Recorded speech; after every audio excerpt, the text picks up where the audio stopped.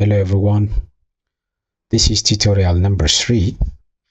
In the previous tutorial I tried to show you how to create surfaces for the different dam components. The different surfaces are used to compute materials volume of the dam components, and also they can be used in the earthwork volume computation. In this tutorial I'm going to show you how to create dam cross sections and also compute material volumes for the dam components and for the earthwork. To start our computation, the first step to do is to create sample lines. Sample lines, we need to select our alignment. We have just one alignment, which is the dam. It is selected. Okay. We give a name for our sample lines, dam sample lines.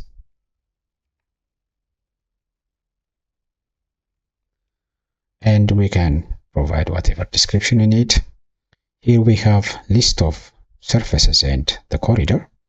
We need existing ground surface for our computation, so I keep it as checked, and I also need the dam corridor.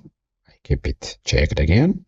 Otherwise, the other surfaces are not required except the clearing and the excavation surface, which is used to compute the cut volume of the earthwork. So I keep it that, and the other surfaces are not going to be necessary. So okay, and I use the corridor stations for my sample line creation. So as you can see here, I can define the start point of the sample lines and the end station of the sample lines. Since the start point and the end points do not have that much defined cross-section, I will ignore them by just moving a little forward from the starting point and keeping my final sample line a little backward from the end of the alignment. So to do that, for example, I can just 50 meters forward from the starting point here, not around here, and some 50 meters again from the end point. That means 70 meters. Then, since the total maximum width of the dam is about 700 meters, as I measured it before, so I will keep 350 meters from the center to the left and 350 meters to the right of the center, which I already measured and defined it before. 350 to the left and 350 to the right, and then I will create my sample lines. As you can see, the sample lines are properly created, and they are covering the whole width of the dam here. The maximum width around here is well covered. Of course, here it didn't cover the whole cut section. Around here, it's better to maybe modify the width to the left side, I would suggest, so that it can compute properly, or maybe drag it like that. Yes. Now we have corrected some of the sample lines. That's nice. The next step is going to be to create the cross sections. So we need a multiple cross section. We select that one. Our alignment is again the dam alignment. We don't have any other alignment. The sample lines are as defined here, and we give a name for our cross section, dam cross section, and we keep the other styles as they are, and next, and next, maybe here we can define the section style finished ground, not finished ground, but earthwork. Okay, next, and create our cross section. Here we have our dam cross section. As you can see, they are well defined. So, except that the display style is uniform throughout the different components of the dam, which we are going to do work on it in next step for better visualization. So the maximum dam starts from 1010 to and reach about 1117 as we defined the crest level, and it reduces to end of the alignment. So here you can see that about it starts from 1030 something, and finally we have the shortest one is around here. It starts about 1150 and ends up to 1170. Okay, it's done. Next step is going to be to compute the material volume. To do the material volume, we go to analysis and compute material. Here we have again the alignment and the sample lines already there. We will have a new criteria, quantity takeoff criteria. Let's call it the material criteria. Okay. So we can provide you can also name this one. Sorry.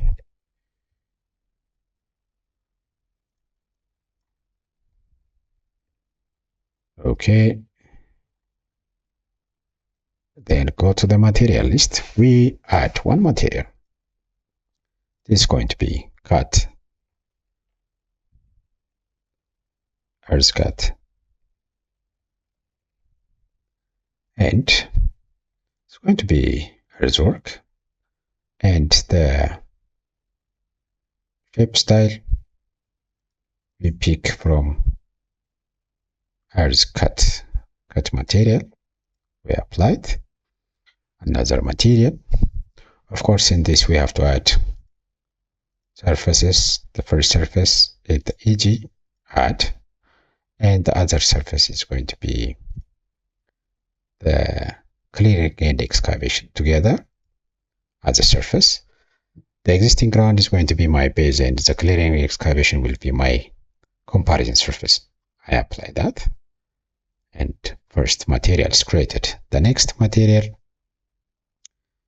is the shell, and the shell, I am not going to use the surface of the shell. Instead, I will use the shape from the corridor. So I go here, and it is going to be corridor shape, but here it should be first specified as a structure. Then I pick the shell shape from the corridor. Second material is created. The third material is going to be the intermediate zone or zone 2. And this should be also a structure. And I will pick the zone 2 shapes. I have 2 shapes for zone 2 in the right and zone 2 in the left. Both should be included. Then the style, here the shell, I already created a style for them. Keep it as a shell. For this one, zone 2 style. Okay. Third material is created. The other one is the central core material. Again, this is going to be structure because I'm going to use the shape of the corridor. So central core, I'll pick from here and I keep it there. And the style is again central core. Apply. And the other material is the toe filter. The toe filter again, structure from the list, toe filter or toe train, selected, and display method is toe filter. Apply. Then the next material is the reprop.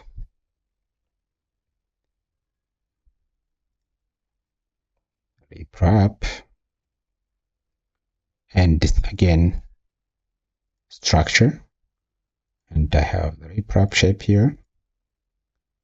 And the last one is foundation material. Foundation. And I use again as a structure and display for this one foundation. Okay, display for this one is reprop. Okay, now the material criteria is defined. We can apply it and we can go. As you can see here, the material criteria is already identified as a criteria for quantity takeoff. Here, another step is just to map objectives with same name, and everything is properly mapped. When I click OK, I will have my criteria already available for to display the material volume table. Here also, our different components are well defined here and identified with different styles. Here we have the reprop, we have the blanket or the shell. Here we have the intermediate zone or zone 2. Here we have the core with the cutoff. Here we have this one. Here we have this one. This part is the foundation, and we have the edge cut in the cross section. So everywhere this side we have, the existing ground is above the base of the dam, so this material is going to be cut out. But in the other direction, it is the reverse is going to be true. Here, as you can see, the dam toe is below the existing ground level, so some material should be again cut out. So we already have a good cross-section view for the dam. For some editing and using some templates may be necessary before printing this for the construction. So the next step is going to be material computation. So we need here, we compute our material, just picking the relevant dam component. If we are interested in the shell volume, then we pick our shell volume here, and okay, we have the computed volume here, about 17.6 million cubic meter of shell materials required. And again, material volume, we picked zone 2. Okay, and the zone 2 material is about 4.5 million meter cube of materials required. Similarly, we can do for the core. And here we have the core. Okay, and here we have about 15 million cubic meter of core materials required, including the cutoff. section. Similarly, we can also do for the toe drain and for the foundation material. Let's once again do the total volume of the earthwork. Here, we already table style is going to be cut and fill style, so we don't need to specify any material type because it's already automatically known that the earthwork volume is defined by the existing ground we defined in the takeoff criteria and the clearing and excavation surface. So we simply click and found our earthwork volume, which is about 9.2 million meter cube of soil should be cut out. Just to check, we can go here again using the volume dashboard. We can also do the same. Here we create volume surface. We call it cut volume. Cut volume. And we use our existing ground as a base again, and the comparison surface, the clearing and the excavation surface. As a comparison surface, we apply and we'll get our cut volume as indicated here. In this case, we have a little lesser value, but this one a higher value.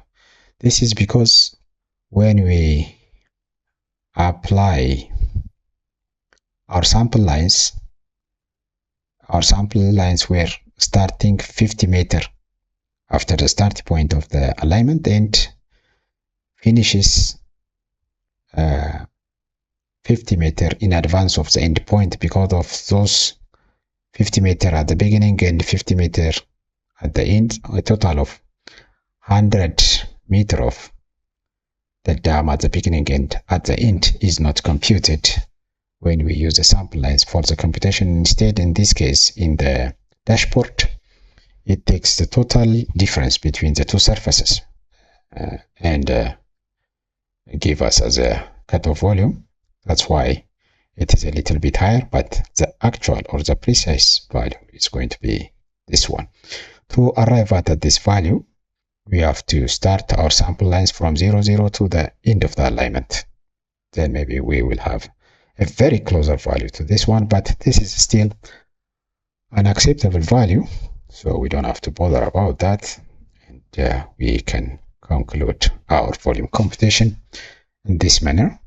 So in this tutorial, I try to show you how to create